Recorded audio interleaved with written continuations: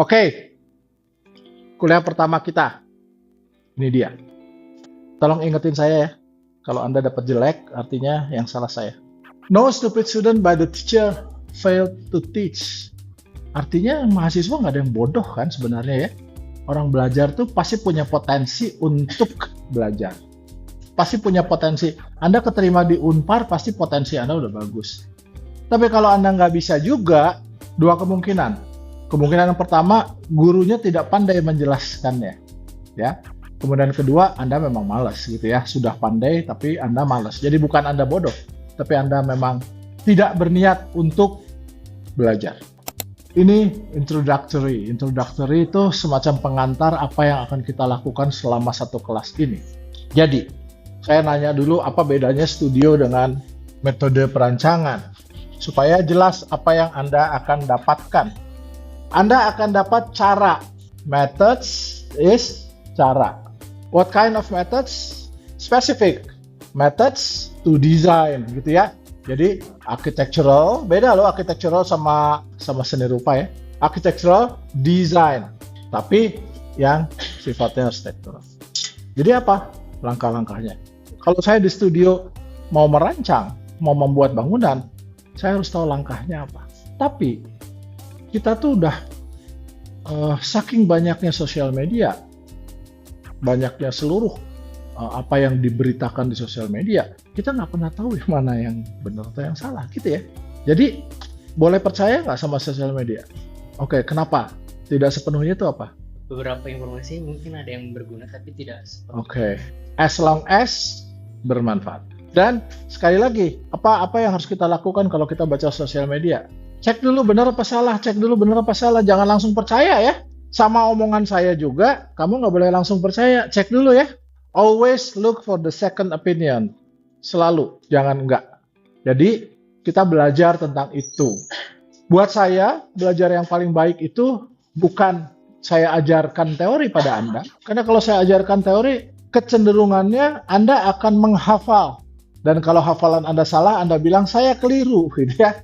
Yang akan kita pelajarkan bersama itu, saya juga belajar sama-sama, bagaimana cara kita memahami langkah-langkah untuk mendesain. Kamu ya, kalau naik sepeda, naik dulu pelan-pelan, kalau udah seimbang baru naikin, lalu kemudian kayuh ya, kayuh tahu ya, jalan. Nanti kalau mau berhenti, remnya di apa nih namanya kalau udah gitu? Ditarik remnya ya, gitu kan ya. Bisa nggak kita naik sepeda? Kalau dengan teori itu. Saya udah tahu kalau naik sepeda teorinya ABCD, Anda udah pasti bisa naik sepeda nggak? Kenapa? Kan udah tahu teorinya. Oke, kalau gitu definisinya kita ganti. Naik sepeda apabila kita sudah betulan naik sepeda gitu ya, bukan cuma teori doang. Oke ya. So, perancangan kalau Anda sudah bisa membuat sebuah bangunan menjadi gambar atau jadi maket kata dia tadi ya. Kalau metode ya tadi teorinya. Jadi kalau nanti Anda sudah lulus metode tapi Anda nggak bisa ngedesain juga, nggak salah ya. Ya kan ini teorinya ya. Oke. Nah, tapi kalau kita paham teori, artinya kita paham kalau kita mau ngedesain kayak apa. Jadi, metode harus kita pelajarkan lewat pemahaman. Jadi, Anda ngerti gimana cara menggunakan metode. Itu yang paling penting. Apa itu cara menggunakan metode? Jadi, kita paham kalau langkahnya seperti apa. Oke, tentang MPA. Ada perbedaan MPA dengan SPA. Tadi ya, kita udah ngomong ya. Perbedaannya apa? Jelas lah, yang satu pakai M, yang satu pakai S, beda dong ya. Kalau M itu medium, bajunya gitu ya. Kalau S apa? Sempit. Kalau M tuh mejehna gitu ya bahasa Sunda. Beda kan? Kita nggak boleh belajar ini di sini. Nggak boleh belajar mendesain. Kalau kita belajar mendesain, we are crossing the line. Nggak boleh ya. Tapi dua-duanya saling berhubungan. So, kalau ini perbedaannya, apa persamaan antara MPA dan SPA?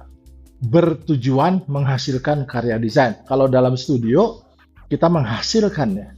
Oke ya? Jadi tujuannya sama, yang satu menghasilkan, yang satu belajar cara desain. So, what is the common same is design ya. Tujuannya memahami desain, yang satu dengan praktek, yang satu dengan teori. Apa bedanya? Mari kita cek dengan aspeknya ya. Ini aspeknya. Jadi tajam kan? Kalau tadi kan cuma sedikit, ini aspeknya. Kira-kira tujuan MPA apa, studio apa? Tapi tujuannya memahami desain dua-duanya. Cuma caranya berbeda. Gitu ya? Itu memahami dan menghasilkan. Beda ya? Tapi tujuannya untuk desain. Desain. Samanya itu ya. Apa fokusnya? Tentang desain. Fokus dong. Fokus. Kalau fokus tuh lebih cenderung apa yang dikerjakan, lebih cenderung apa yang dikerjakan. Gitu ya? Produknya.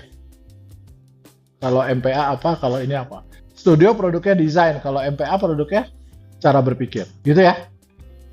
Yang satu itu diagram struktur berpikir, yang satu itu propose, cara kita mempropose sebuah arsitektur. Tekanannya apa?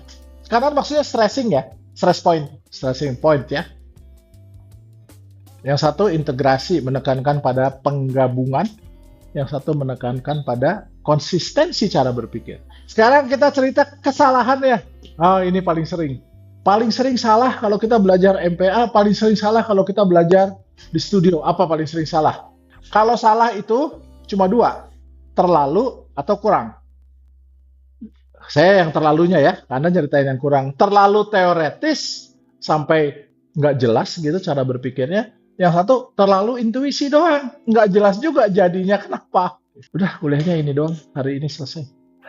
Tentang tugas. So, kenapa saya mulai dari tugas bukan dari teori? Teorinya akan menyusul ngikutin tugasnya. Setuju? Ini dia. Kita dalam sampai UTS berapa kali? 7 kali kan? 1, 2, 3, 4, 5, 6, 7, 8. Ya. Tapi ada liburnya kan? Ini kita libur lebaran nih 2 ya. Jadi kita hanya punya waktunya 1. Hari ini prosedur tugas. Jadi kalau saya nggak jelaskan prosedur tugas, Anda nggak akan tahu tugasnya apa. Jadi saya harus menjelaskan prosedur tugas. Oke. Nomor 2, presentasi. Kita bagi menjadi 6 kelompok, lalu setiap kelompok K1 sampai K6 harus presentasi pada tanggal 24. Lalu saya akan ngobrol pada Anda, berdasarkan hasil presentasi Anda, saya akan ngobrol pada Anda, apa saja yang harus Anda lakukan dalam pencarian data atau mengalami tugasnya. Berikutnya, pada kuliah P itu pertemuan ya. Pertemuan ketiga, presentasi regu atau kelompok 1, 2, 3 tentang hasil analisis Anda. Lalu kemudian pertemuan 4, kita diskusi. Anda nggak usah presentasi, saya yang akan bercerita banyak dan saya akan bertanya banyak tentang hasilnya dari kelompok 1, 2, dan 3. Berikutnya lagi, libur. Berikutnya lagi, sudah masuk. Tetapi hari Rabunya libur. Nikmat ya. Jadi kita nggak kuliah lagi, kuliahnya cuma 3 kali. Berikutnya lagi, itu presentasi kelompok 4, 5, 6. Jadi adil ya, semua presentasi. Tapi tentu presentasinya lebih maju sedikit daripada yang sebelumnya. Kalau tadinya kita hanya hafal tentang elemen-elemennya, berikutnya kita langsung harus hafal tentang gimana sebenarnya elemen itu dibuat. Gimana elemen itu bergerak, gitu ya. Lalu kita cuma punya sekali lagi. Di sana saya diskusi tentang hasilnya dan UTS-nya Anda kirimkan UTS-nya seperti biasa ke Excel dan berkelompok. So, pilih kelompoknya yang betul-betul sehati ya, karena nilainya akan sama di sana. Oke? Ini tujuannya, saya buatkan tabel. Ini materinya. Pertama, kuliah pengantar, membaca ruang sebelum memutuskan, pemahaman awal, responsnya diskusi tadi, kesadaran awal bahwa kita akan memulainya dengan empirik. Kita akan memulainya dengan kasus tugas, lalu kita akan belajar metode lewat kasusnya. Saya nggak mau ajarin teorinya. Berikutnya, yang warna biru itu Anda presentasi. Betul ya? K1 sampai K6 presentasi semua apa yang Anda peroleh. Tugasnya. Which is, gitu ya, tugasnya. Anda sekarang cari spesifik, fungsi publik, puskesmas. Dan kelompok harus berbeda ya, berarti ada 6 puskesmas. Nanti tolong sampaikan pada saya puskesmasnya seperti apa ya. Oke. So, semua presentasi saya ingin lihat apakah hasil Anda boleh. Jadi gambarkan denahnya, gambarkan tampaknya, ruangannya. Kalau sebelum minggu depan Anda sudah ada, langsung ke Excel atau boleh WA ke saya. Seperti ini oke apa enggak? Gitu supaya jangan repot. Kalau enggak, minggu depan Anda harus punya persediaan lain ya. Kalau itu gagal, Anda kan harus cari lagi artinya ya. Minggu depan semua fix. Dan saya akan bercerita pada Anda tentang apa saja daftar survei yang akan Anda lakukan di sana. Saya pandu, jangan takut. Ketiga, kalau sudah dipandu, lalu kemudian kelompok 1, 2, 3 harus presentasi tentang apa saja yang ada di sana, konsep metode apa yang diperoleh dari hubungan sebab akibat, logika adjacensinya, keterdekatan, logika kedekatan, ya. Anda nanti ada panduannya dari saya berikan minggu depan. Itu yang akan kita lakukan. Berikutnya, saya akan merefleksikan kuliah itu supaya yang 4, 5, 6 tahu juga apa yang harus dilakukan.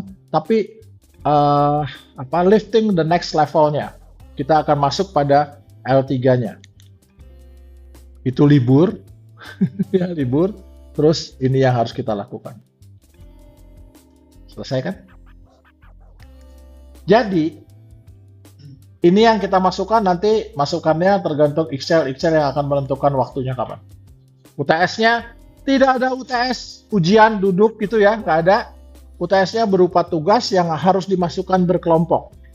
Ini nanti semua kuliah kita tentu harus disensor gitu ya. Saya kasih pada staff gitu untuk dimasukkan ke YouTube. YouTube-nya designing.writing.teaching. Anda boleh buka anytime. Oke? Instagram-nya juga designing.writing.teaching. Website-nya juga designing.writing.teaching. Oke? Oke. Mau milih puskesmas? Bacain dong. Ya, bacain. Memilih puskesmas Pelan-pelan. memilih puskesmas bagian fisik sendiri. Oke. Kerjakan berkelompok pada kelompok Oke. puskesmas satu lantai. Kenapa satu lantai? Karena kita ingin membaca struktur ruang secara ini. Yes. Jadi nggak boleh 2 lantai. Kalau ada yang 2 lantai, Pak, tapi saya yang lantai satunya aja. Iya kan nggak lengkap pasti kan? Ya. Siapa tahu ruang dokternya di atas, nggak boleh. Ya. Puskesmasnya bebas di mana saja boleh. Yang penting Anda punya apa? Tampot 3D. Denah tampak potongan 3D. Ya. Apakah Anda perlu menggambar ulang? Perlu sekali. Apakah menggambar ulangnya harus freehand? Atau menggunakan alat bantu yang memudahkan kita? SketchUp? Paling mudah SketchUp. SketchUp paling gampang. Apakah pakai SketchUp atau freehand? Kalau freehand dijamin freehand Anda bagus, oke. Tapi kalau freehandnya tidak bisa diputar-putar, tidak bisa lihat 3 dimensinya, Anda harus paham SketchUp. Belajarin SketchUp paling juga 3 jam selesai. Pelan-pelan ya. Jadi semua gambar dulu, serius ngegambar dulu, serius untuk presentasi apa yang mau dipresentasikan ya. Mari kita baca sama-sama. 1, 2, 3. Jadi gagal oke kan? Ya, jangan takut gagal ya. Karena dengan gagal kita belajar pola yang benar. Ya, it is fun to fail. So, gagal, harus gagal. Gagal merupakan sebuah bagian dari pembelajaran.